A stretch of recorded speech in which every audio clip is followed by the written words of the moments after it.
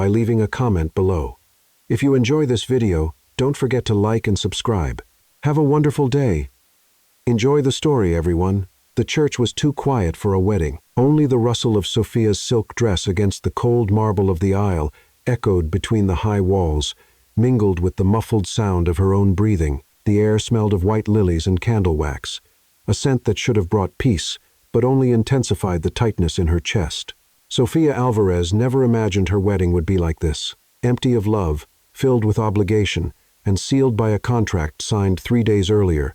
At 24, she was about to become the wife of a man she barely knew, Marcus Davenport. The name sounded heavy, powerful, almost untouchable. She had met him only twice, formal meetings surrounded by lawyers and papers, where the words exchanged were as cold as the agreement itself that bound them. But there was something that calmed her, something that made it all bearable: the rumor.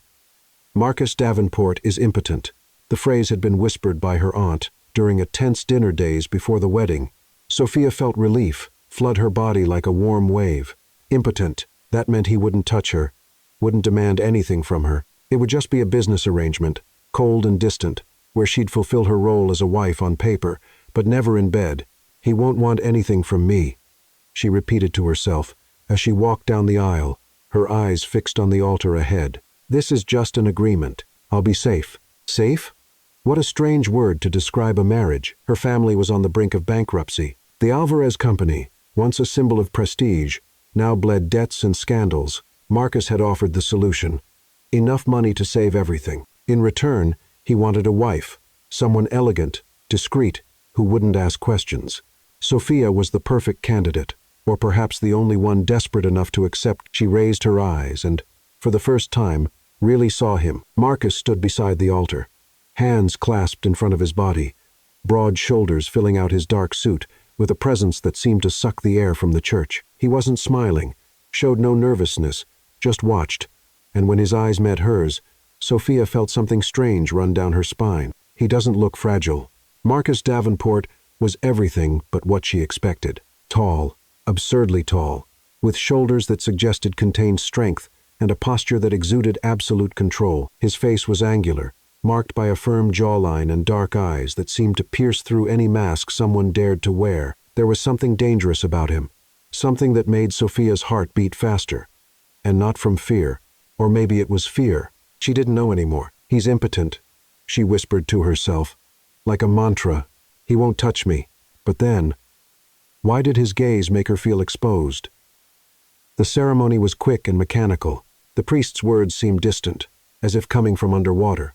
Sofia repeated the vows without feeling, her voice steady only because she had rehearsed. Marcus, beside her, spoke with unsettling calm, each word leaving his lips as if it were a promise sealed in stone. "I do," he said, and his deep voice reverberated throughout the entire church.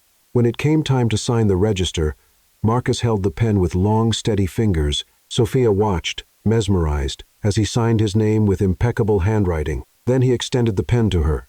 Their fingers touched. It was only a second, maybe less, but Sofia felt it. The warmth of his skin, the firmness of his touch, the way Marcus's fingers seemed to wrap around hers with a gentleness that contrasted with all that commanding presence. She pulled her hand back too quickly. Marcus said nothing, but she saw the corner of his lips curve just a millimeter. He noticed. The reception was held in an adjacent hall, decorated with white flowers and crystal chandeliers that cast golden light over the guests. Sofia smiled politely, greeted people she barely knew, and pretended this was a real wedding. Marcus remained by her side, a silent and imposing presence, nodding briefly to acquaintances, but never really moving away from her. During the toast, he held his champagne flute with one hand and, with the other, lightly touched the small of Sofia's back. The touch was so subtle, she almost thought she'd imagined it. But then she felt it, his warm palm against the thin fabric of her dress, his fingers firm, possessive, as if marking territory. Sofia swallowed hard, trying to maintain her composure, as the guests raised their glasses and toasted to the happy couple. "Why does this make me nervous?" She dared to look at him. Marcus kept his gaze fixed ahead, his face impassive, but there was something about the way his hand remained on her back, something that said he knew exactly the effect he was having. "Are you all right?" he asked, his voice low, almost a whisper by her ear. His warm breath brushed against her skin, and Sophia shivered. "I am," she answered too quickly. "Are you sure?" Marcus tilted his head slightly, his dark eyes sliding to hers. "You seem tense." "It's just tiredness," she lied. He didn't respond, just kept looking at her with that disturbing intensity, as if he could read every thought passing through her mind. Sophia looked away, pretending interest in the decorations, but her heart beat unevenly. "He's strong. He's attractive. Why does this scare me?"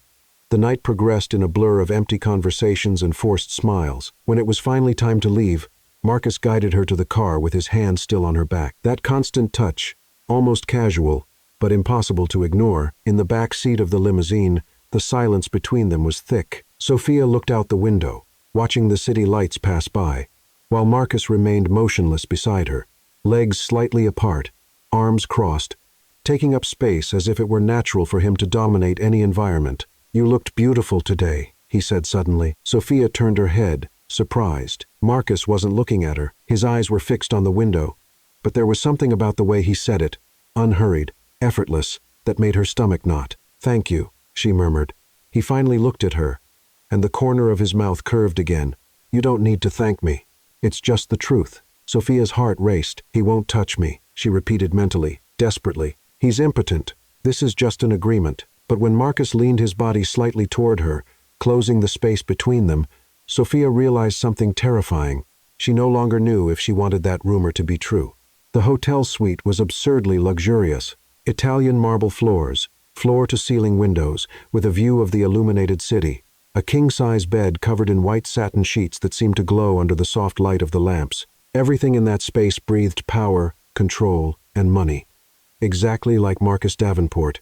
Sophia entered first, her heels echoing in the silence as she took in her surroundings.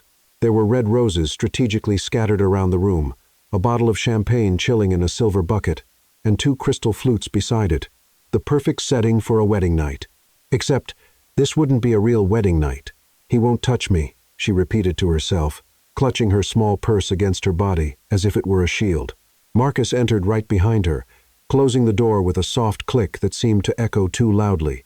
He removed his suit jacket with slow, deliberate movements, hanging it carefully on the back of a chair. Then he began unbuttoning his shirt cuffs, rolling up the sleeves to his elbows. Sophia watched, unable to look away. His forearms were strong, marked by visible veins that suggested contained strength. His hands, those hands that had touched her back during the reception, were large, with long, precise fingers for a man who supposedly can't. She cut off the thought before it could complete itself. "Would you like some champagne?"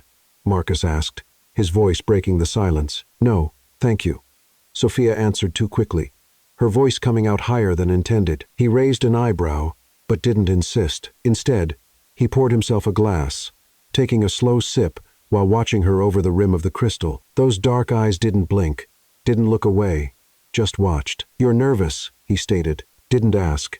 "I'm not." "You're lying." Sophia felt her face heat up. She set her purse down on a nearby armchair and crossed her arms, trying to appear more confident than she felt. It's been a long day," she said, avoiding his gaze. Marcus placed his glass on the table and took a few steps toward her. Not many, just enough to close the distance between them so that Sophia could feel his presence filling the space around her. "Sophia," he said, and there was something about the way he pronounced her name that made each syllable seem deliberate, almost intimate.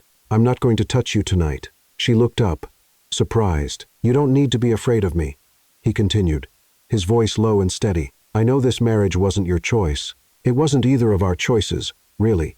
But I'm not the kind of man who forces anything." Sophia should have felt relieved. That was exactly what she wanted to hear. And yet, something inside her twisted in a strange way. "Thank you," she murmured, not knowing what else to say. Marcus tilted his head slightly, studying her. "But," he added, and the word hung in the air like an unfulfilled promise, "that doesn't mean I won't want to." Sophia's heart jumped. "What?" He gave a half smile, small, controlled, but devastating. "Good night, Sophia," was all he said before turning and walking toward the bathroom, closing the door behind him with a soft click. Sophia stood in the middle of the suite, her heart beating so loudly it seemed to fill all the silence around her. "That doesn't mean I won't want to." What the hell did that mean? She changed quickly, putting on the silk nightgown the hotel had left folded on the bed. a welcome gift for the newlyweds.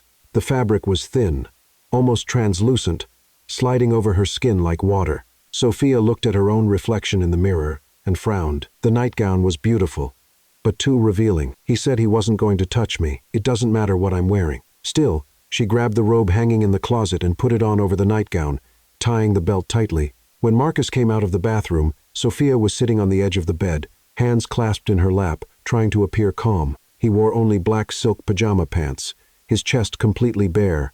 Sophia choked. Good God. He was absurdly well built, his chest broad and defined, his abdominal muscles carved almost sculpturally, his powerful shoulders that seemed to have been sculpted from marble. There was a thin trail of dark hair running down from his chest until it disappeared at his waistband. Sophia forced herself to look away, but it was too late. He'd already noticed. "Is there a problem?" Marcus asked. His voice loaded with something she couldn't decipher. "No," she answered too quickly, her face burning. He crossed the room with slow, confident steps, stopping beside the bed on the opposite side from her. Sophia watched as he adjusted the pillows, pulled back the sheet, and lay down, propping his head on one hand while watching her. "Are you going to sleep in the robe?" he asked, and there was a trace of amusement in his voice. "I'm cold," she lied. "You're not." Sophia pressed her lips together, but didn't respond. Instead, she lay down on the other side of the bed, keeping a safe distance between them. Turning her back to him, the silence that followed was suffocating. She could hear her own breathing, too fast, and felt his presence, warm, solid, impossible to ignore, just inches away. "Sophia," Marcus said softly. "Yes." She didn't turn around. "You can relax. I promised I wouldn't touch you. I am relaxed." She lied again. There was a pause. "Then why are you holding that pillow like your life depends on it?" Sophia realized that she was, in fact, clutching the pillow against her chest hard enough to make her fingers ache. She released it slowly, but didn't turn around. "Good night, Marcus. Good night, my wife." The way he said those last two words, low, almost possessive, made something twist in Sophia's stomach. She squeezed her eyes shut, trying to calm her racing heart. "He's impotent. He won't do anything. You're safe." But when she finally began to fall asleep in the early hours of the morning, the last thing she thought about was the way Marcus had looked at her when she came out of the bathroom, as if she were the most fascinating thing he'd ever seen, as if he wanted to devour her whole.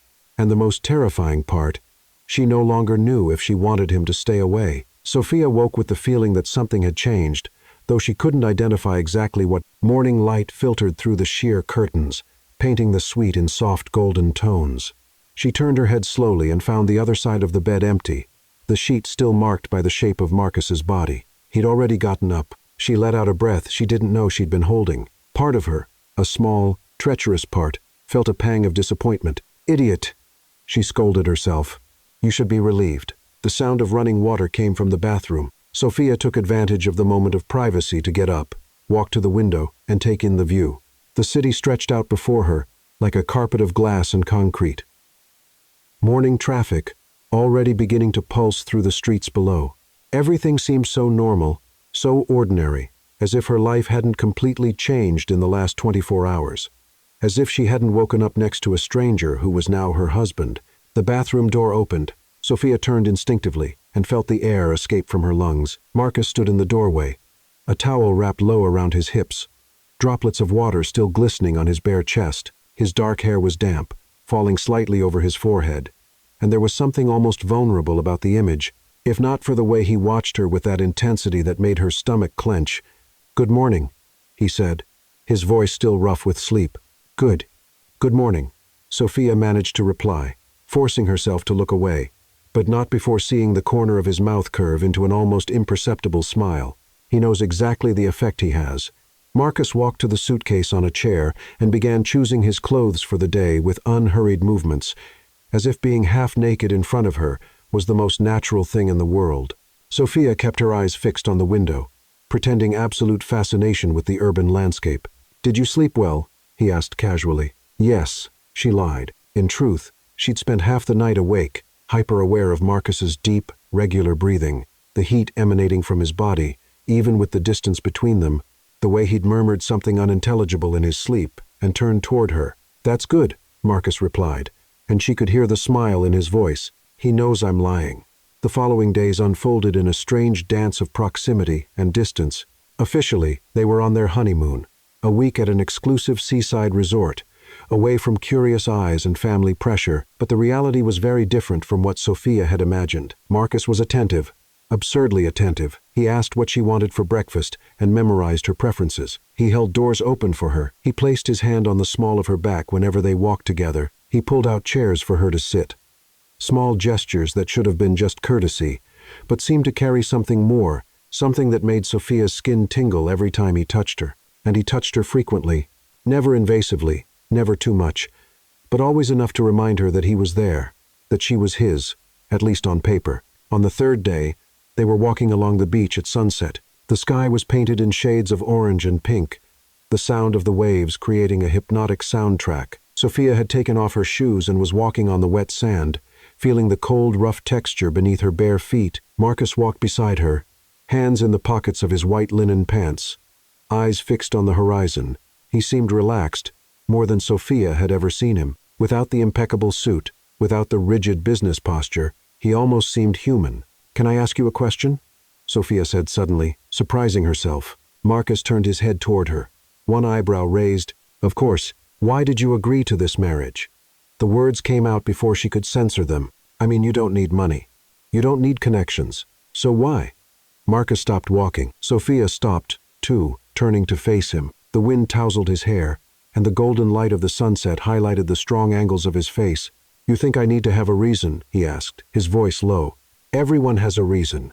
He took a step toward her, just one, but it was enough to completely change the energy between them. "Maybe I was just tired of being alone," he said, and there was something dangerously honest in those words. Sophia felt her heart tighten. "So any woman would do." Marcus tilted his head, studying her. "If it were any woman, I would have chosen someone who didn't challenge me with every look." He took another step. Now he was so close that Sophia had to lift her chin to face him. "Someone who wouldn't stay awake all night trying to figure out if I'm dangerous or not." Sophia swallowed hard. "And are you?" she whispered. "Dangerous." Marcus raised his hand slowly, so slowly that Sophia had all the time in the world to step back if she wanted. But she didn't step back. His fingers touched her face with a gentleness that contrasted absurdly with all that commanding presence. He brushed away a strand of hair that the wind had blown over her eyes, sliding his fingertips along her temple, her cheek, until reaching her jawline. "It depends," he murmured, his voice low, "on what you consider dangerous."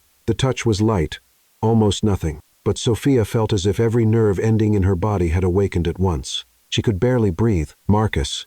His name came out as a trembling whisper. "Tell me," he ordered softly, his dark eyes fixed on hers. I don't know what to think of you." His mouth curved into a smile, small, controlled, but absolutely devastating. "Good," he said, letting his hand fall slowly. "Then we're even." He walked away, continuing along the beach as if nothing had happened, leaving Sophia standing in the sand, her heart racing, and her skin still tingling where he had touched. That night, Sophia took a long shower, letting the hot water wash away the tension accumulated in her muscles.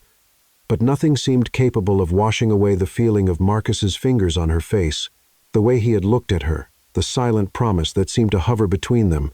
When she came out of the bathroom, wrapped only in a towel, she found a new nightgown on the bed, not the silk one from the hotel. This one was different, white, lacy, shorter, more revealing. A gift, she realized, from Marcus. She should have ignored it, should have put on the pajamas she'd brought from home. But something, maybe curiosity, maybe defiance, maybe something more dangerous made her pick up the nightgown and put it on. The fabric slid over her skin like a caress, molding to her body in an almost indecent way. Sophia looked at her own reflection in the mirror and felt her face heat up. This is crazy, but she didn't take it off. When she opened the bathroom door, Marcus was sitting in the armchair near the window, a book open in his hands. He looked up at the sound and stopped. The book slowly slipped from his hands, closing with a soft sound. Marcus didn't move, but Sophia saw the way his jaw clenched, how his fingers gripped the arms of the chair, how his eyes darkened as they traveled over her body from top to bottom, lingering on every curve, on every inch of exposed skin.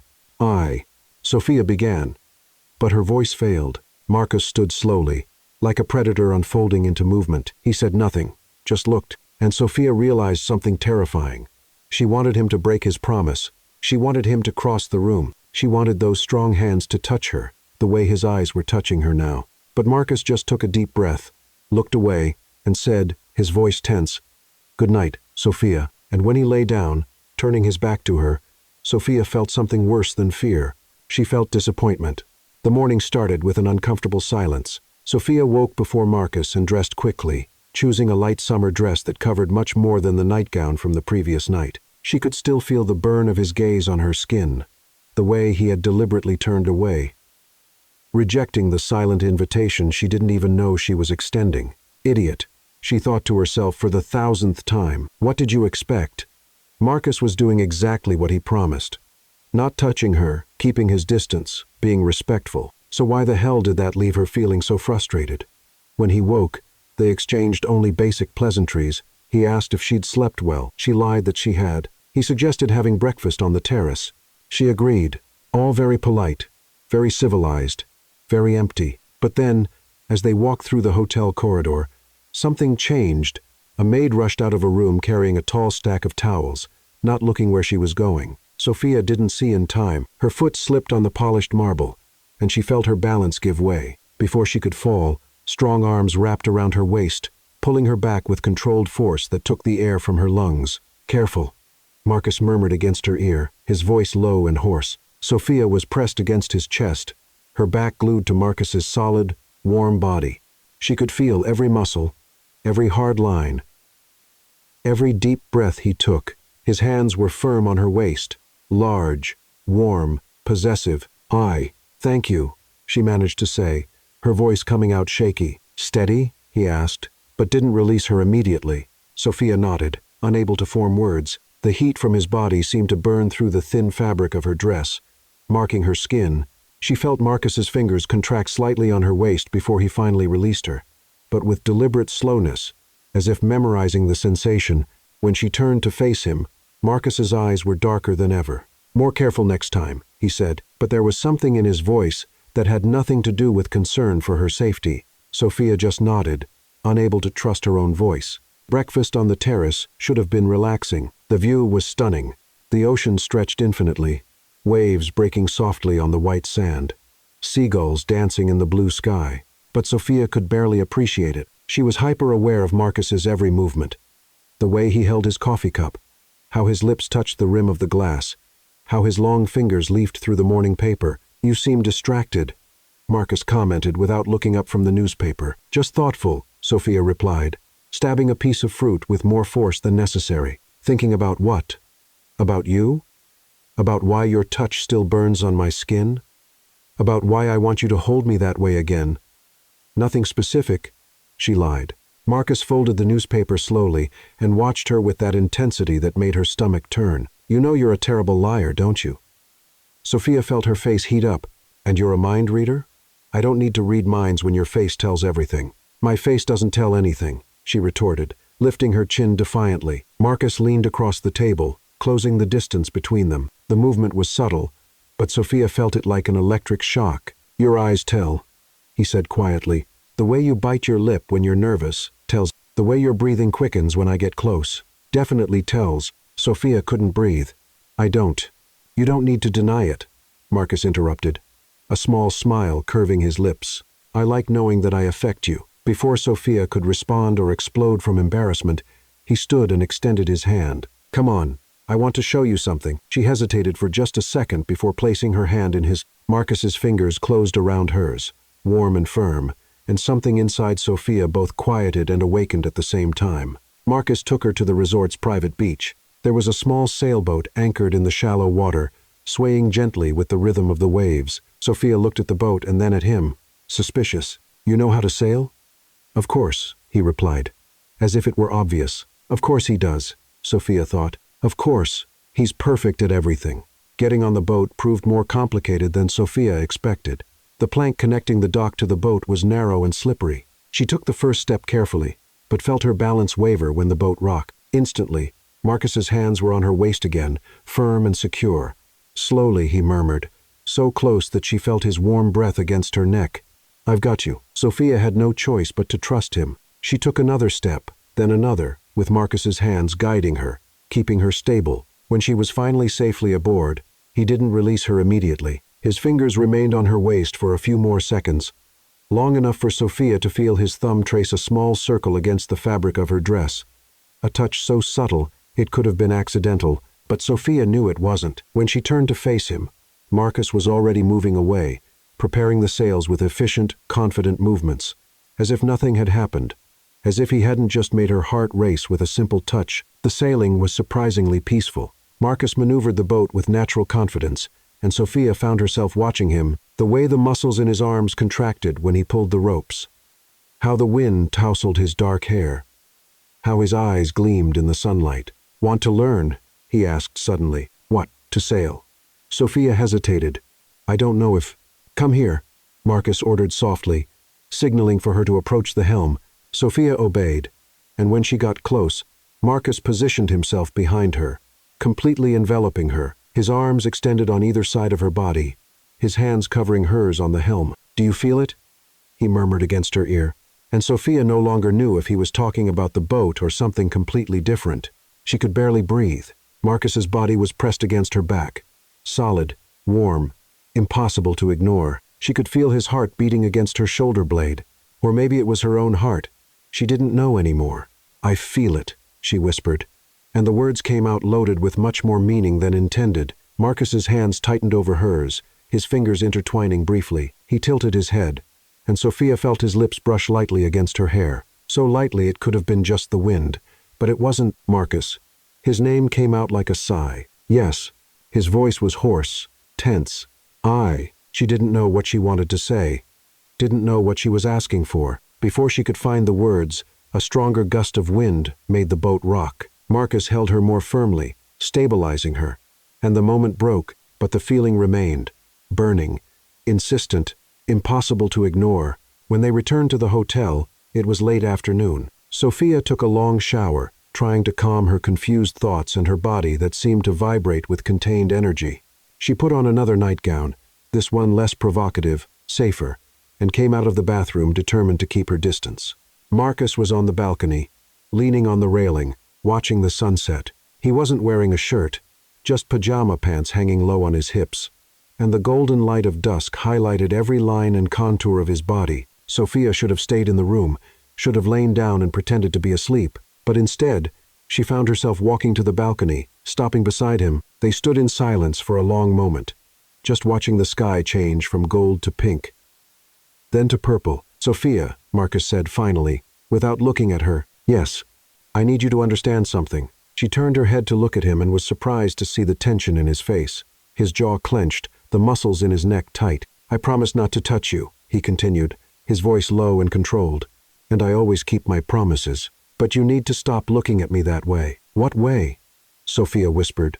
Though she knew exactly what he was talking about, Marcus finally looked at her, and his eyes were almost black. "Like you want me to break that promise." Sophia's heart stopped. "What if I do?" The words came out before she could censor them. Marcus closed his eyes for a second, breathing deeply. When he opened them again, there was something wild there. Something he was clearly fighting to control. "Don't play with this," he said, his voice dangerously low. "I'm not playing." They stood there, just inches apart, the air between them vibrating with possibilities. Sophia could see the struggle happening on Marcus's face. Control versus desire, promise versus will. And then, slowly, he raised his hand. His fingers touched her face with reverent gentleness, tracing the line of her jaw, moving down her neck, stopping at her racing pulse. He held there for a moment, his thumb pressed against the skin where her heart beat wildly. "Are you sure?" he murmured. And it wasn't a question. "You want to awaken this in me?" Sophia couldn't speak, just nodded. Marcus smiled, a dark, promising, dangerous smile. And then, slowly, so slowly it was torture, he began to close the distance between them. The kiss didn't happen. At the last second, Marcus's phone rang, shrill and insistent, breaking the moment like shattered glass. He pulled back immediately, his jaw clenched in frustration as he answered the call. It was work. It was always work. Sophia watched him speak in a dry, professional tone, all that intensity from seconds ago evaporating into corporate formality. When he hung up, the moment had passed. Marcus murmured an apology and went back inside, leaving Sophia alone on the balcony with her heart still racing and an inexplicable emptiness in her chest. They didn't talk about it the next morning. The honeymoon ended too soon. 7 days that felt like both an eternity and the blink of an eye. When they returned to reality, to the city, to obligations, to families, Sophia felt like she was waking from a confusing dream where the lines between real and imagined had completely blurred. The first social obligation was a brunch at the Davenport family mansion. Marcus's mother, Beatrice, had insisted on properly introducing the new daughter-in-law to the extended family. Sophia knew it wasn't an invitation, but a summons. The Davenport mansion was everything Sophia expected. Imposing, opulent, cold, white columns flanked the entrance. Perfectly manicured gardens stretched in all directions, and the interior seemed to have come straight out of an architecture magazine. Everything in neutral tones, modern art on the walls, furniture too expensive to be comfortable. Breathe. Marcus murmured in her ear as they climbed the entrance steps. His hand firm and reassuring on the small of her back. Sophia tried, but when the door opened, and she saw the number of people gathered in the main hall, all impeccably dressed, all watching her with barely disguised curiosity, she felt her stomach turn. Beatrice Davenport was everything Sophia imagined. Tall, elegant, with perfectly styled blonde hair and a smile that didn't reach her cold eyes. She greeted Sophia with 2 air kisses, the kind of gesture that seemed cordial but was calculatedly distant. "Welcome to the family, dear," Beatrice said, her voice sweet as poisoned honey. "I hope Marcus behaved himself during the honeymoon." There was something in the way she said it, a subtle insinuation that made Sophia stiffen. "He was perfect," Sophia replied, forcing a smile. "What a surprise." A female voice commented from across the room. Too low to be accidental, too high not to be heard. Sophia turned her head and saw a small group of women, Marcus's cousins, she presumed, whispering among themselves while watching her. One of them, a blonde in a designer dress and expensive jewelry, smiled with false sweetness when their eyes met. "Come, Sophia," Beatrice said, guiding her to the center of the hall. "Let me introduce you to everyone." The following minutes were a blur of names she wouldn't remember, and faces that all seemed to have the same expression of polite judgment. Uncles, cousins, family, friends, all greeted with superficial courtesy. While evaluating her from head to toe, Sophia felt like a specimen being examined under a microscope. Marcus remained by her side during most of the introductions, a silent but protective presence. But eventually, his father pulled him into a conversation about business, leaving Sophia alone in the midst of a sea of strangers. That's when she heard it. Obviously, it was for the money. Her family was bankrupt, you know. Sophia froze. The voice came from behind a decorative screen near the bar. She recognized the tone. It was the blonde cousin from before. "Well, she got the right husband for that," another voice responded with a low laugh. "At least Marcus won't demand much from her, if you know what I mean. God, it's so sad. Imagine marrying a man who can't even shh, not so loud. Please, everyone knows. It's practically an open secret. Poor Marcus is incapable, and she's probably grateful for it. At least she gets the money without having to fulfill marital duties." The laughter that followed was cruel, cutting. Sophia felt something burn in her chest, a mixture of anger, humiliation, and something deeper, pain. Pain for Marcus, for her, for this whole absurd situation. She didn't realize she was gripping the champagne flute so hard until the base cracked in her hand. "Damn," she whispered, watching the fizzy liquid drip between her fingers. "Are you okay?" Marcus's voice appeared beside her, immediately concerned. Sophia turned to him, and something in her expression must have given away what she'd just heard, because Marcus's eyes darkened. "What happened?" he asked quietly, taking her hand to check for any cuts. "Nothing." She lied, but her voice came out shaky. "Sophia, I just need some air." Before he could stop her, Sophia crossed the hall toward the back exit, ignoring the curious looks that followed her. She pushed through the glass doors and stepped into the garden, breathing deeply the fresh air. "They think you married for money. They think he's broken, useless. They think you made a cowardly deal." Tears burned her eyes, but she refused to let them fall. "Sophia," Marcus's voice was firm behind her. "What happened in there?" She didn't turn around. "Why do you let them?" she asked, her voice coming out louder than intended. "Why do you let everyone say those things about you?" There was a pause. "What things?"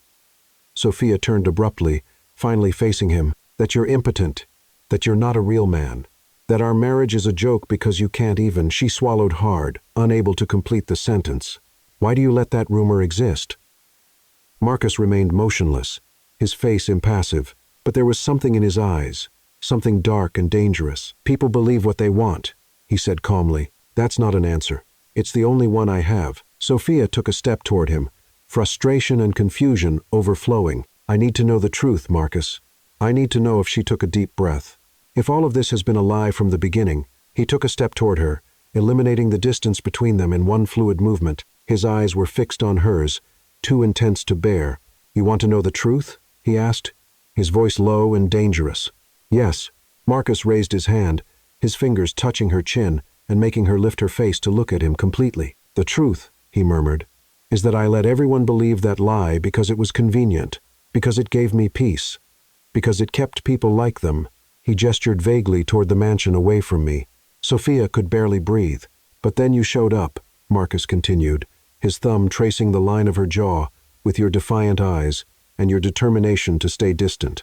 And suddenly, that convenient lie became problematic." "Why?" Sophia whispered. Marcus leaned in, bringing his face close to hers until their breaths mingled. "Because I want you, Sophia," he said, each word deliberate and loaded with meaning. "I want you in every way a man can want a woman. And that damn lie is the only thing stopping me from showing you exactly how capable I am." Sophia's heart stopped and then raced. "Then show me," she challenged, her voice trembling but firm.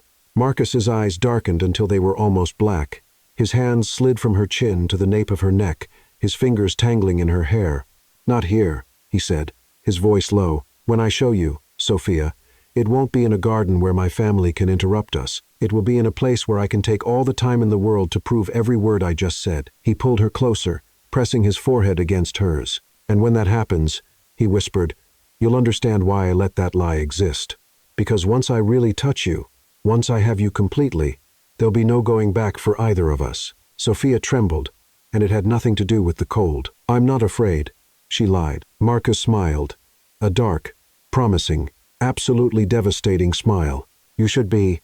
Before Sophia could respond, Beatrice's voice echoed from inside the mansion, calling them back. Marcus pulled back slowly, his fingers sliding through her hair before releasing her completely. "Let's go," he said, offering his arm. "Let's give them what they expect to see." Sophia placed her hand on his arm, still trembling from the words he had said, from the promises he had made. When they returned to the hall, she noticed that all eyes were on them, the cousins whispering, Beatrice watching with a calculating expression. But Sophia didn't care anymore, because now she knew the truth, and the truth was infinitely more dangerous than any lie. The days after the brunch at the Davenport mansion were strange. Marcus was more distant, not cold, but cautious, as if he were maintaining a deliberate distance. He left early for the office and came back late, always with excuses about meetings and urgent contracts. Sophia knew it wasn't a lie. He really was busy. But she also knew there was something more. He was avoiding being alone with her, avoiding the promise he had made in the garden. Sophia should have felt relieved. After all, wasn't that what she'd wanted from the beginning? Distance, safety, a marriage on paper only. But instead of relief, all she felt was empty and maybe, just maybe, a touch of frustration. The following Saturday, Beatrice organized an intimate dinner, which in Davenport vocabulary meant 50 guests, 5 courses, and enough tension to cut with a knife. Marcus had no choice but to attend, and Sophia, as his wife, didn't either. She chose a navy blue dress that hugged her curves elegantly but not daringly, pinned her hair in a low bun, and applied enough makeup to look confident. When she came down the stairs of the penthouse she now shared with Marcus, he was waiting in the entrance hall, and the way he looked at her made all the effort worthwhile. His eyes traveled over her body slowly, very slowly, lingering on every detail before finally meeting hers.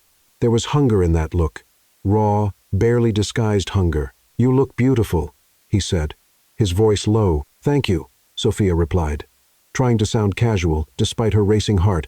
Marcus took a step toward her, and for a moment, Sophia thought he was going to touch her, but he just offered his arm, maintaining that safe and frustrating distance. "Let's go. My mother hates delays." The dinner started as expected, formal, boring, full of empty conversations about business and politics. Sophia was sitting next to Marcus, smiling politely, while an old, boring executive rambled on about the stock market. That's when she appeared. Natalie. Sophia recognized her immediately, even having never seen her before. Something about the way the woman entered the room with steps too confident, a smile too possessive, eyes that went straight to Marcus with a familiarity that made Sophia's stomach turn. She was stunning. Dark brown hair falling in perfect waves over bare shoulders, a red dress that seemed to have been painted on her body, full lips curved in a smile that promised trouble. "Marcus, darling," Natalie purred, approaching their table with the grace of a panther. "It's been so long." Sophia felt Marcus stiffen beside her. "Natalie," he said, his tone carefully neutral, "I didn't know you'd be here. Your mother invited me," Natalie replied, and her eyes finally slid to Sophia with a cold assessment. "You must be the wife. Sophia, right?" "Yes," Sophia replied, keeping her voice steady. "And you are?" "Natalie Whitaker. Marcus and I are old friends." The pause before friends was deliberate, loaded with insinuation. "Ex-fiancé," Sophia realized with a jolt. This was Marcus's ex-fiancé. "Nice to meet you."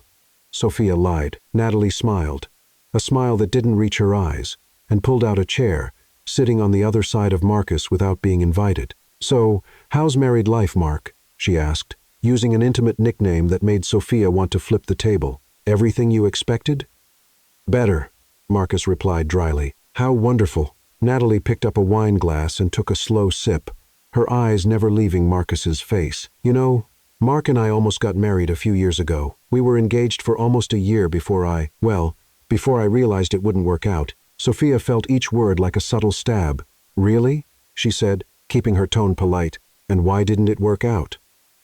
Natalie tilted her head, pretending to consider the question. "Let's say that there were certain incompatibilities." Her eyes gleamed with malice. "But I'm sure Marcus told you all about that." The insinuation was clear, brutal, designed to wound. Sophia felt anger rise in her throat like bile. But before she could respond, Marcus's hand found hers under the table, his fingers intertwining forcefully. "Natalie," Marcus said, his voice low and dangerous. "Careful." "With what, darling?" Natalie smiled innocently. "I'm just making conversation." The dinner that followed was torture. Natalie seemed to have made it her mission to monopolize Marcus's attention, touching his arm casually, laughing too loud at things that weren't funny, sharing intimate memories of when they were together with a familiarity that made Sophia want to scream. And the worst part, Marcus was being polite, maintaining his composure, not pushing her away rudely because that would be classless. But every touch of Natalie's on his arm, every look loaded with shared history, every word whispered too close to his ear made something dark and ugly grow in Sophia's chest. Jealousy. She was jealous. Violently, painfully jealous. And she hated every second of it. When they finally got home, Sophia was boiling inside. She entered the penthouse like a storm, throwing her purse on the couch and turning to face Marcus. "What was that?" she demanded. Marcus closed the door, his expression carefully controlled. "That was Natalie being Natalie. And you just let her. What did you want me to do? 'Cause a scene in front of 50 people? I wanted you to put her in her place." Sophia exploded, her voice coming out louder than intended. "She spent the entire dinner touching you, flirting with you, acting like I wasn't even there." "I noticed," Marcus said calmly, but there was tension in his jaw. "And you did nothing. I held your hand all night. That wasn't enough?" Sophia felt tears of frustration burn her eyes, but refused to let them fall. "She made it very clear that you and she, that you had something real, and that I'm just what?" Marcus took a step toward her, his eyes darkening. A convenient substitute. The silence that followed was deafening. Marcus stood completely still for a long moment, just watching her. Then, slowly, he began walking toward her with deliberate steps. "You really believe that?" he asked, his voice dangerously low. "I don't know what to believe." Sophia backed up until her back touched the wall. "Everyone keeps saying that you can't. And then she shows up acting like she knows things about you that I'll never know." Marcus stopped inches from her, his hands pressed against the wall on either side of her head, trapping her. "You want to know what Natalie knows?" he asked, his face so close that Sophia could see the golden flecks in his dark eyes. "Yes, she knows I'm ambitious, that I work too hard, that I'm not easy to deal with." He leaned closer, his lips almost touching hers. "But you know what she doesn't know?" "What?" Sophia whispered, her breath failing. "How I get when I really want someone." His voice was hoarse, loaded with promise. "She never saw me lose control, never drove me crazy the way you do." Sophia's heart beat so hard she was sure he could hear it. "Marcus, you're jealous," he observed, and there was dark satisfaction in his voice. "I saw it. The way you looked at her every time she touched me, the way your jaw clenched, how you gripped your glass. So what?" Sophia challenged, trying to sound stronger than she felt. "So," Marcus smiled, that dark, dangerous smile that made her stomach turn. "I like it. You like it?" "Very much." He raised one hand, his fingers tracing the line of her jaw, moving down her neck until stopping at her racing pulse. "Because it means you care.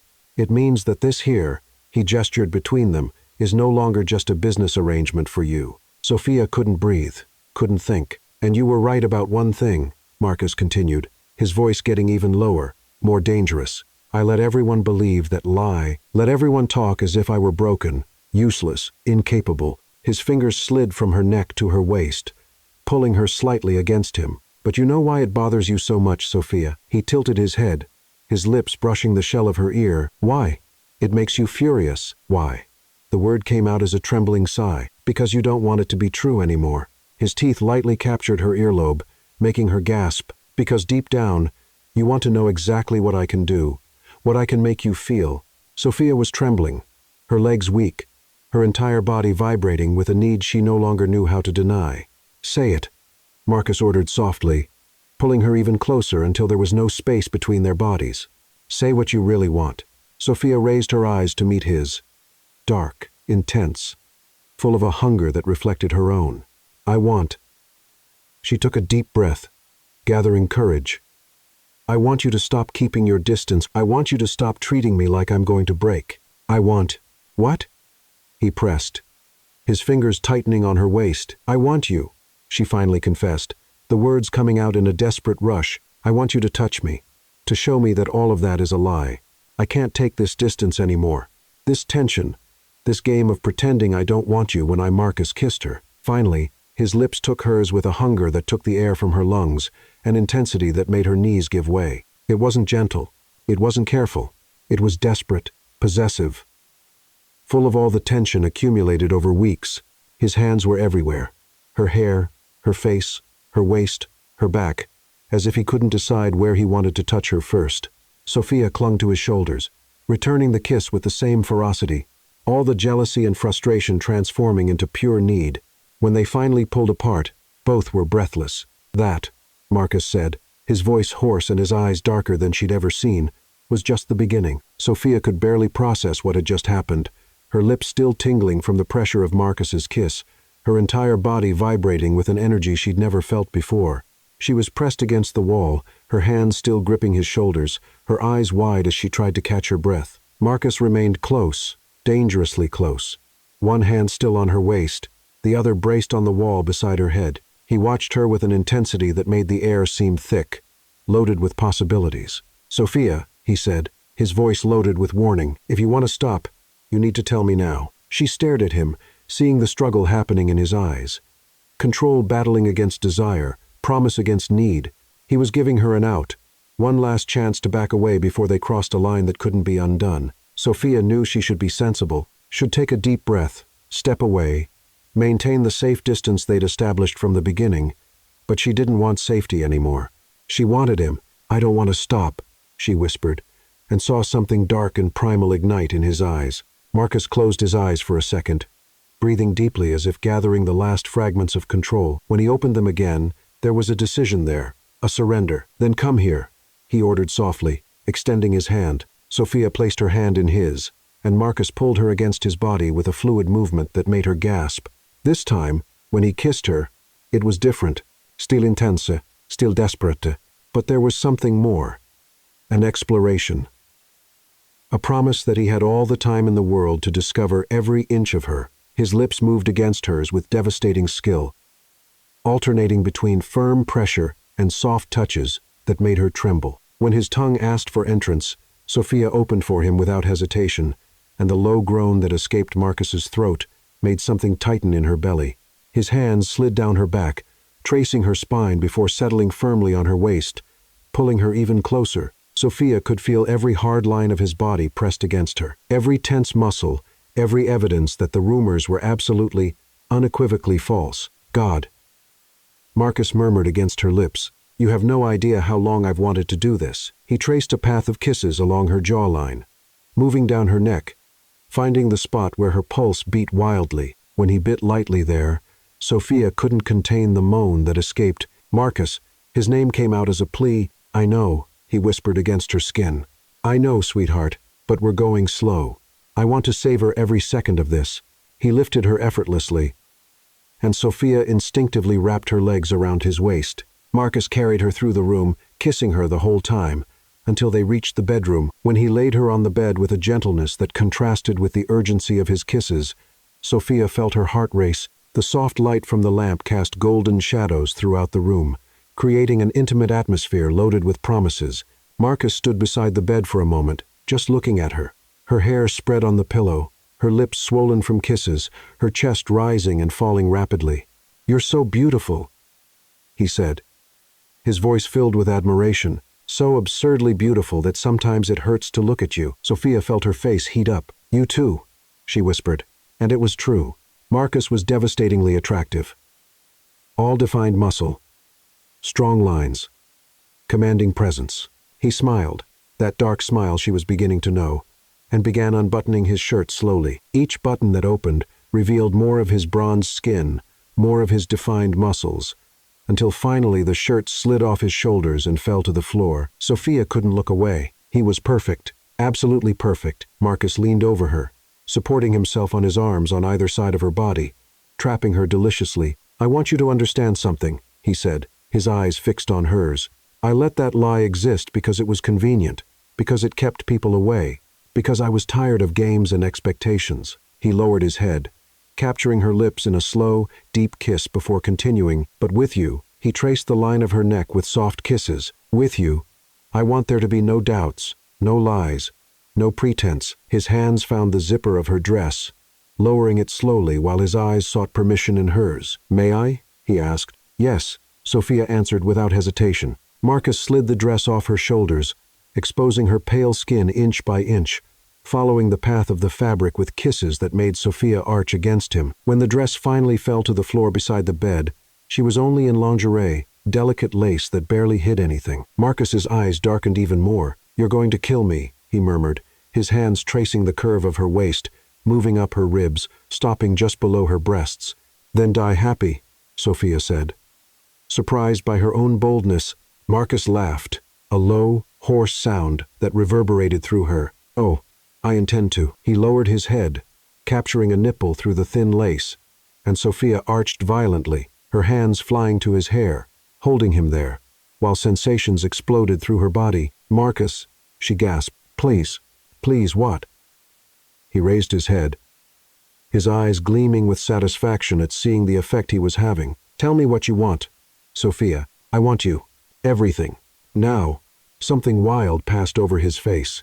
"No," he said, and when she started to protest, he captured her lips in a kiss that stole any argument. "We're not going to rush. Not this first time. I'm going to touch you in every place I've dreamed of touching. I'm going to kiss you until you forget your own name." And only then, he bit her lower lip lightly.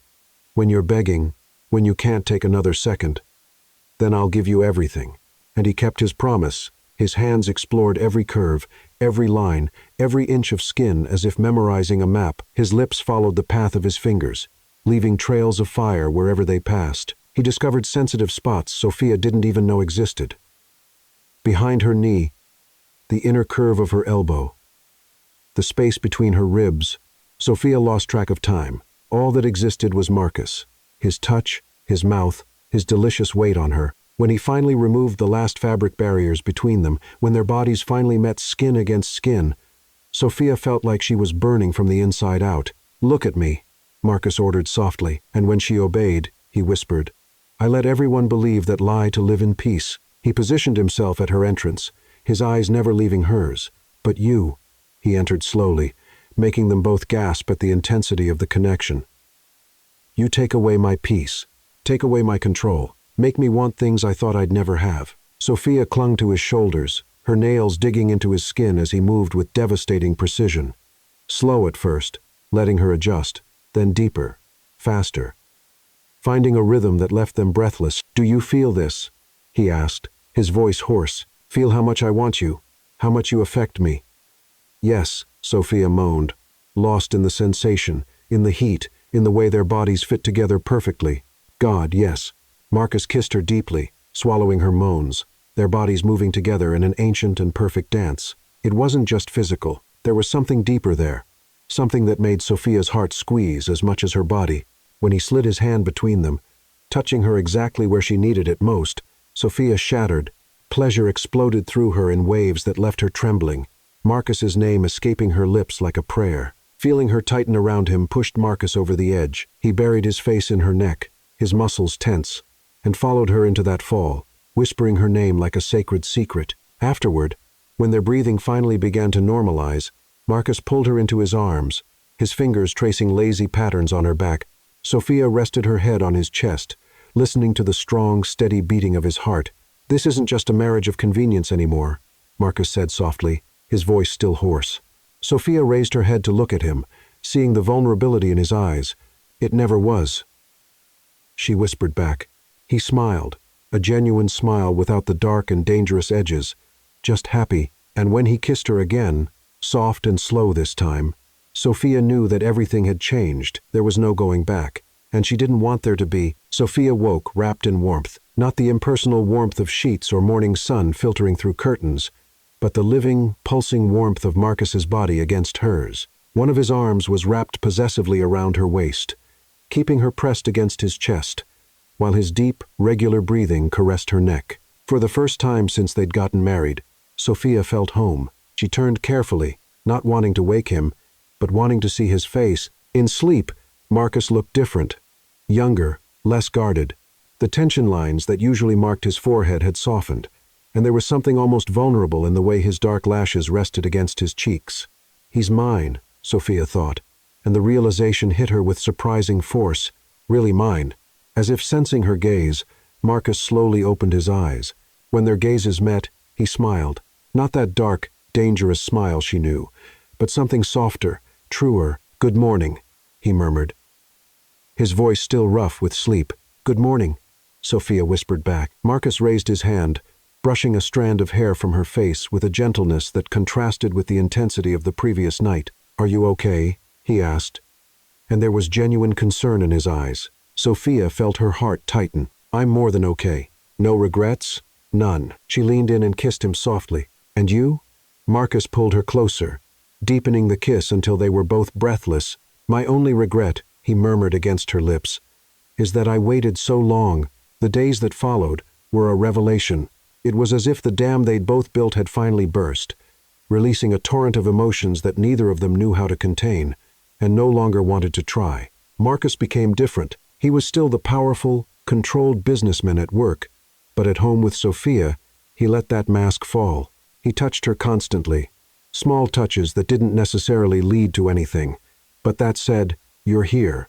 You're mine. I need to feel you." A hand on the small of her back when they passed each other in the kitchen, fingers intertwined while watching TV on the couch, a stolen kiss when she least expected it. And the nights were a constant discovery. Marcus was an attentive lover, almost obsessively focused on her pleasure. He learned her body as if studying for the most important exam of his life, memorizing every touch that made her gasp, every whispered word that made her tremble, every rhythm that took her to the edge. "Tell me you're mine," he'd whisper as he moved inside her, his eyes fixed on hers, waiting for the answer. "I'm yours," Sophia would gasp, and each time she said those words, they became more true. It was on a Thursday night, 3 weeks after they'd first surrendered to each other, that everything changed again. Sophia was on the penthouse balcony, watching the city lights flicker like earthbound stars, when she felt Marcus's arms wrap around her from behind. He pulled her against his chest, resting his chin on her shoulder. "What are you thinking about?" he asked softly. "About how my life has changed," she answered honestly. "About how I've changed." Marcus turned her in his arms so he could face her. "Changed how?"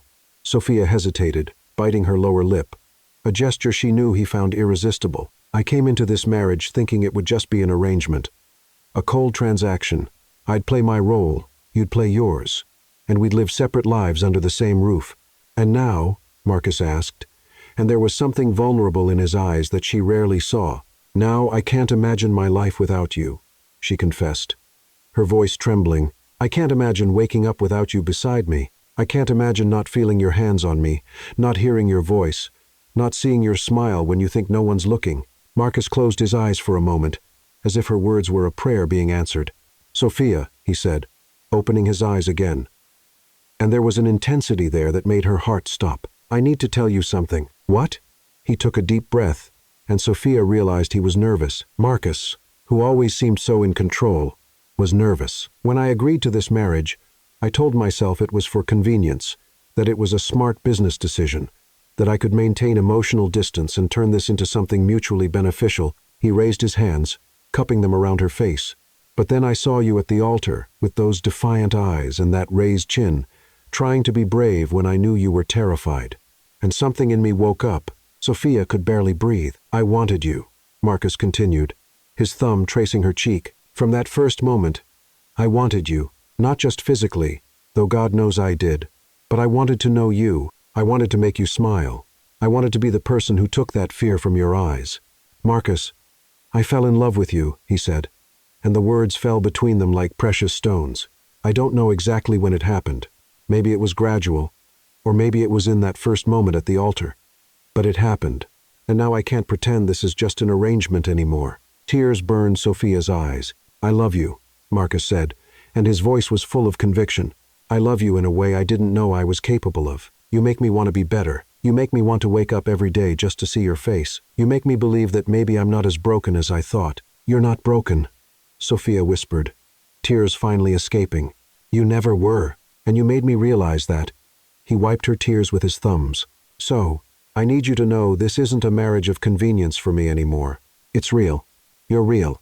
And if you give me the chance, I'll spend the rest of my life proving how much you mean to me." Sophia couldn't hold back anymore. She pulled him into a desperate kiss, pouring out all the emotions she couldn't express with words. All the love, all the gratitude, all the relief of finally being exactly where she belonged. When they pulled apart, they were both crying. "I love you too," Sophia said, the words rushing out. "I love you so much that sometimes it hurts. I love you when you're concentrating on reading contracts. I love you when you make that sound in the back of your throat when you're sleeping. I love you when you're being impossible and stubborn. I just love you." Marcus lifted her in his arms, making her give a small squeal of surprise, and carried her back to the bedroom. But this time, when he laid her on the bed, there was something different in the way he looked at her. It wasn't just desire, it was love, pure and simple. "Let me show you," he whispered, covering her body with his, "Let me show you how much you mean to me." And he showed her, with every reverent touch, every lingering kiss, every slow and deliberate movement. Marcus worshipped her body as if it were a sacred temple. There was no rush this time, no desperate urgency, just the need to be connected, to be one, to celebrate what they'd found in each other. When he entered her, slowly and deeply, his eyes never left hers. "I love you," he whispered with every movement. "I love you," she responded, her hands tracing the lines of his face as if memorizing every detail. They moved together in perfect synchrony, not just their bodies, but their hearts, their souls. When pleasure finally swept over them, it was different from all the other times. Deeper, more complete, more right. Afterward, lying intertwined with each other, sweaty and sated, Marcus kissed her forehead softly. "You're my home," he whispered in the darkness. "You understand that? No matter where I am, if you're there, I'm home." Sophia turned in his arms, pressing her face against his chest, listening to the steady beating of his heart. "And you're my safe harbor," she replied. "The thing I didn't know I was looking for until I found you." Marcus held her tighter, and Sophia felt something wet touch her forehead. When she looked up, she saw silent tears running down his face. "Hey," she whispered, wiping them away with her fingers. "It's okay. I know," he said, smiling through the tears. "It's just that I never thought I'd have this. Never thought someone would look at me the way you look at me. As if I were enough." "You're more than enough," Sophia said firmly. "You're everything." They kissed again, slow, sweet, full of silent promises, and when they finally fell asleep, still intertwined, they both knew they'd crossed a threshold from which there was no return. The arrangement had transformed into love. The marriage of convenience had become the beginning of a life they both wanted to build together. and neither of them had any regrets. Happiness has a strange way of making people vulnerable. Sophia discovered this in the cruelest way possible. 2 weeks had passed since the night she and Marcus had exchanged declarations of love. 2 weeks of waking in his arms, of shared laughter over breakfast, of stolen glances that said more than words ever could. Sophia had never been so happy, and maybe that was exactly why she didn't see the danger coming. It was on a Friday morning that everything started to crumble. Marcus had left early for an important meeting, kissing her lingeringly before leaving and whispering promises about what he'd do with her when he got back. Sophia was in the living room, having coffee and answering emails on her laptop, when the intercom rang. "Mrs. Davenport." The doorman's voice sounded through the system. "Miss Natalie Whitaker is here asking to see you." Sophia's stomach turned. Natalie. Part of her wanted to simply refuse, say she wasn't receiving visitors, and let that woman deal with the rejection. But another part, the part that needed to prove to herself that she wasn't afraid, that Marcus was hers now, made her answer. "You can send her up." She regretted it the moment the words left her mouth. 5 minutes later, Natalie was standing at the penthouse door, wearing an impeccable outfit that probably cost more than Sophia's car before the marriage. Her hair was perfectly styled, her makeup flawless, and there was a smile on her lips that didn't come close to reaching her eyes. "Sophia," she said, as if they were old friends, "so glad you agreed to see me." "Natalie," Sophia replied, keeping her voice steady. "What do you want?" "Straight to the point," Natalie said. "I like that." She entered without being invited, her heels clicking on the marble floor as she examined the space with critical eyes. "He redecorated. Interesting. When we lived together, he insisted on keeping everything in shades of gray and black." Sophia felt like she'd been punched in the stomach. "You lived together?" Natalie turned, and there was triumph in her smile.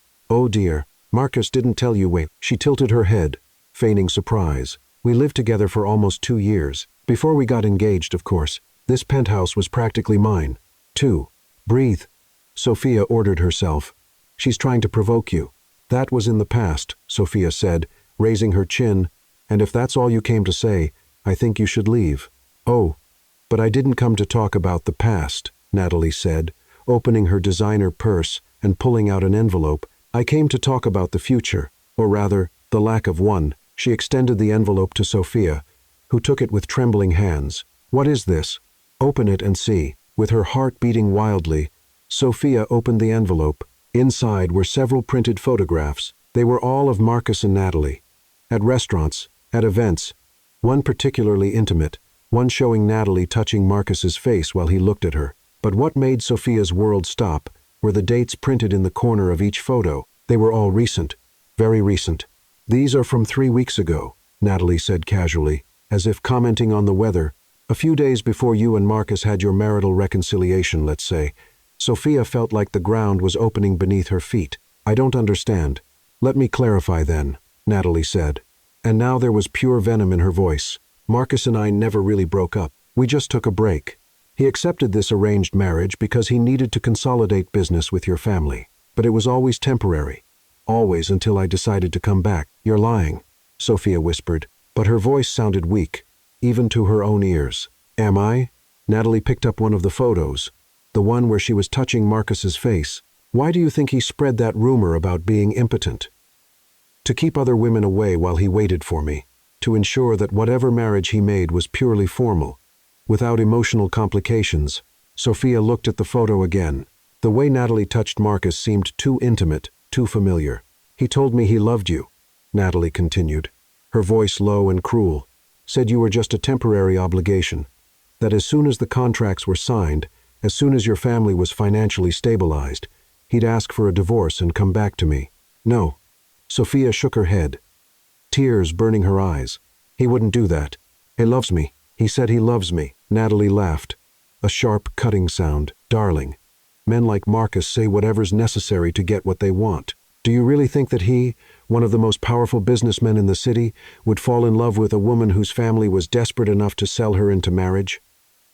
Each word was a dagger. "You were convenient," Natalie said, delivering the final blow, "a temporary solution to a business problem. But me? I'm the love of his life. I always was. I always will be." Sophia felt the tears finally overflow, running hot down her face. "Get out," she whispered, her voice breaking. Natalie picked up her purse and walked toward the door, but stopped at the threshold. Oh, and Sophia, when Marcus gets home tonight, pay attention to how he acts, to the calls he makes when he thinks you're not listening, to the moments when he seems distant, and then you'll realize I'm telling the truth. The door closed with a soft click that sounded like a gunshot. Sophia collapsed on the couch, the photos scattered around her, sobs shaking her body. Part of her knew she should be rational, that she should wait for Marcus, hear him out, give him a chance to explain. But the other part, the hurt and scared part, couldn't stop looking at those photos, at the way Natalie touched Marcus, at the printed date that proved they'd met, while he was still keeping his distance from Sophia. What if it's true? The treacherous voice whispered in her mind. What if it was all just an elaborate lie? When Marcus got home that night, he found Sophia sitting on the balcony, staring at nothing. The photos were scattered on the table beside her. Sophia, he approached, concern evident in his voice. What happened? You've been crying? She didn't turn to look at him. Natalie was here today. Marcus froze. Sophia could feel the tension emanating from him, even without looking. What did she want? To show me the truth, Sophia said, her voice coming out cold and distant, or at least her version of the truth. She picked up one of the photos and held it up without looking at him. These are from 3 weeks ago, Marcus. 3 weeks. You were meeting with her, while pretending you needed time to adjust our relationship. Sophia, it's not what you're thinking. Then what is it? She finally turned. And Marcus stepped back at the raw pain in her eyes. Because it looks a lot like a man who's torn between two women. It looks a lot like someone who's keeping his options open. I'm not torn, Marcus said, his voice firm. I chose you. I always chose you. Then why did you see her? Why did you meet with her and not tell me? Marcus ran his hand through his hair, frustration evident in every line of his body. Because she didn't give me a choice. She showed up at my office, made a scene, threatened to cause problems. I met with her only to make it clear that it was over between us, to tell her to her face that I was married and happy. And that required multiple meetings? Sophia asked, pointing to the various photos. There were 2 meetings, Marcus said through gritted teeth. 2. The first one, she ambushed me. The second was to make it absolutely clear that she needed to leave me alone. And you didn't think it was relevant to tell me about this? I didn't want to worry you about something that meant nothing. But it did mean something, Sophia shouted, standing up. It meant enough for her to come here today and tell me that you still love her, that I'm temporary, that as soon as the contracts are signed, you'll ask for a divorce and go back to her. Marcus went pale. Do you believe her? The silence that followed was deafening. I don't know what to believe, Sophia finally whispered, and the words seemed to tear at her own throat. 3 months ago, I didn't even know you. And now you're everything to me. Everything. And the idea that I might just be replaceable terrifies me. Marcus took a step toward her, but Sophia stepped back. No, she said, her voice breaking. I need time. I need to think. Sophia, please, please, Marcus, she interrupted, tears flowing freely now. If you really love me, if anything you said is true, give me space. Just let me process all of this. She saw pain cross his face, saw his hands clench into fists at his sides, as if physically preventing himself from reaching for her. Okay, he finally said, his voice hoarse. I'll sleep in the guest room. But Sophia, he waited until she looked at him. Nothing Natalie said is true. Nothing. You're not temporary. You're not replaceable. You're the only real thing in my life, and I'll prove it to you no matter how long it takes. He turned and walked into the penthouse, leaving Sophia alone on the balcony with her tears and her doubts. And for the first time since they'd surrendered to each other, Sophia felt the cold, paralyzing fear that maybe, just maybe, she'd been foolish to believe that fairy tales could be real. 3 days. 3 days of deafening silence. 3 days of sleeping in separate rooms. 3 days of stolen glances across the penthouse, of unspoken words hanging in the air like ghosts. Sophia barely slept. Each night she lay alone in the bed she'd shared with Marcus, and felt the emptiness beside her like an open wound. She found herself reaching to the other side during sleep, searching for his warmth, only to wake with empty hands and a broken heart. Marcus respected her request for space, but Sophia could see the suffering written on his face. He seemed not to be sleeping either. There were dark circles under his eyes, and he moved through the penthouse like a ghost, avoiding her, but at the same time seeming to gravitate toward her whenever they were in the same room. On the morning of the 3rd day, Sophia awoke with sudden, painful clarity. What am I doing? She got out of bed and walked to the window, watching the city awaken under a sky tinged with pink and gold. And then, as if a fog were finally lifting, she saw everything with perfect clarity. Natalie hadn't shown any real proof, just photos that could be easily explained and poisonous words designed to plant doubts, and Sophia had let her. She'd allowed fear and insecurity to eclipse everything she knew to be true about Marcus. The way he looked at her when he thought she wasn't watching, with a breathtaking reverence. The way he whispered her name in his sleep, as if even in dreams he searched for her. The small gestures of care, coffee prepared exactly the way she liked it, a blanket left over her when she fell asleep on the couch, her favorite flowers mysteriously appearing in a vase every week. He loves me, Sophia realized with absolute certainty, and I let a woman who doesn't know what she lost make me doubt that she needed to fix this. Now, Sophia showered quickly, dressed, and left the room determined to find Marcus. But when she reached the living room, the penthouse was empty, too quiet. Her heart tightened. Did he already leave for work? This early? She was about to pick up the phone to call him when she heard it. A muffled sound coming from the balcony. Sophia walked over there and stopped at the threshold, her heart breaking at what she saw. Marcus was leaning on the railing, his back curved, his head down, and from his tense shoulders, from the way his hands gripped the railing hard enough to make his knuckles white, Sophia realized he was crying silently alone. Broken. Marcus, she whispered, her voice loaded with regret. He turned abruptly, and what Sophia saw on his face almost destroyed her. His eyes were red, his face marked by tears he clearly hadn't bothered to hide. There was a raw vulnerability there that she'd never seen before. Sophia, he said, his voice hoarse, I didn't know you were awake. You're crying, she said, taking a step toward him. Marcus quickly passed his hand over his face, as if he could erase the evidence. I'm fine. No, you're not. Sophia took another step. And it's my fault. It's not. It is, she interrupted, her own tears beginning to fall. Marcus, I'm sorry. I'm sorry for doubting you, for letting her words get to me, for pushing you away when what I should have done was listen to you. Marcus stood still, as if afraid to move, as if one wrong move could shatter this moment. You have every right to doubt, he said quietly. I should have told you about the meetings with Natalie, should have been transparent. I just didn't want anything from that past to taint what we have, what we had. The word in past tense made Sophia move. She crossed the balcony and stopped in front of him, raising her hands to hold his face. What we have, she corrected firmly, present tense. Now, because I'm not going to let the past, not mine, not yours, not anyone else's lies, destroy what we've built. Marcus closed his eyes, and more tears ran down his face. Sophia, I spent 3 days torturing myself with doubts, she continued, her thumbs wiping his tears. 3 days questioning everything. But you know what I realized this morning? He opened his eyes, and there was hope. So fragile there. It was heartbreaking. What? That I didn't marry you for safety. I didn't marry you out of obligation, or for money, or because I had no choice.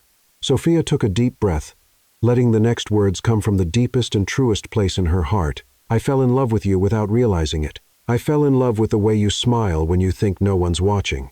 I fell in love with how you hold my hand like it's the most precious thing in the world. I fell in love with every part of you, the easy ones and the difficult ones. Marcus let out a sound that was half laugh, half sob. I don't deserve you, he whispered. Maybe not, Sophia said, a small smile curving her lips through the tears. But you're stuck with me anyway, because I love you. Marcus Davenport, I love you with every broken piece of me, and I trust you completely. Marcus's hands flew to her face, cupping her hair, pulling her closer. Say it again, he begged, his voice broken. I love you, Sophia repeated, and it had never been so easy to say those words. I love you. I love you. I love. Marcus kissed her, desperately, like a man dying of thirst, finally finding water, as if she were oxygen and he'd been drowning for 3 days. The kiss was salty with tears. His, hers.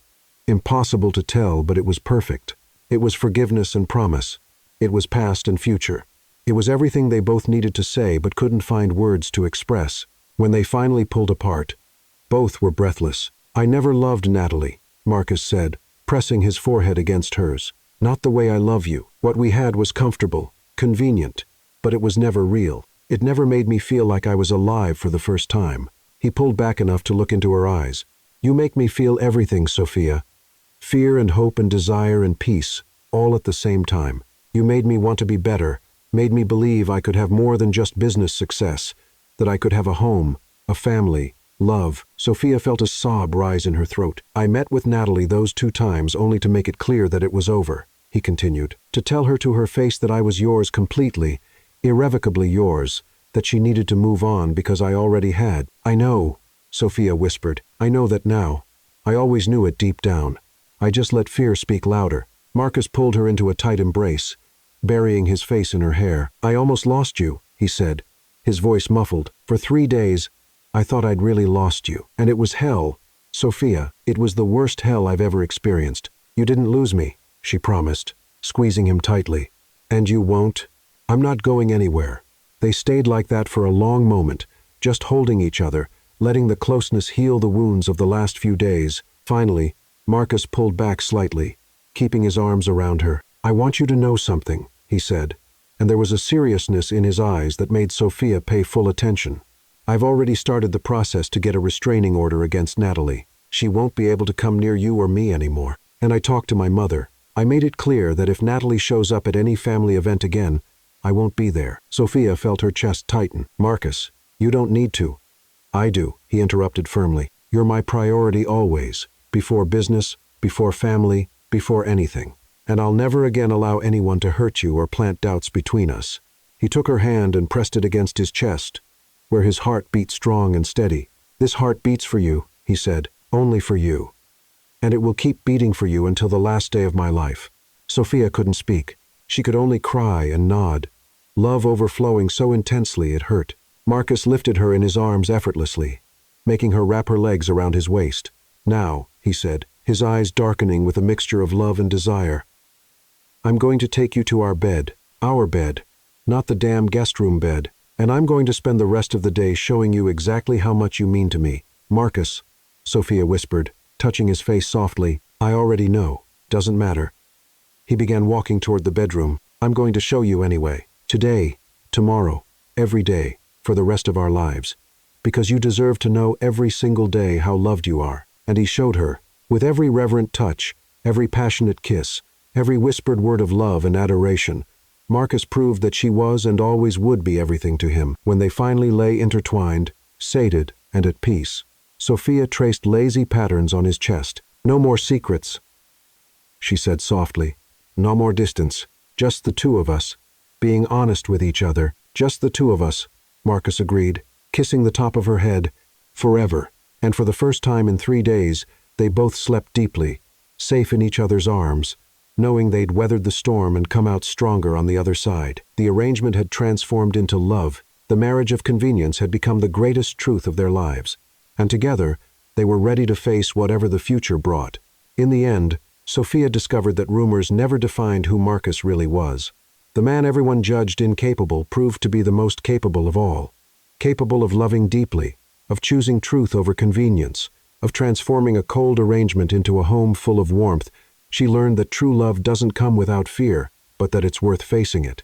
Because sometimes, the person you least expect becomes exactly what you always needed. And have you ever let fear prevent something real from blossoming? Certain.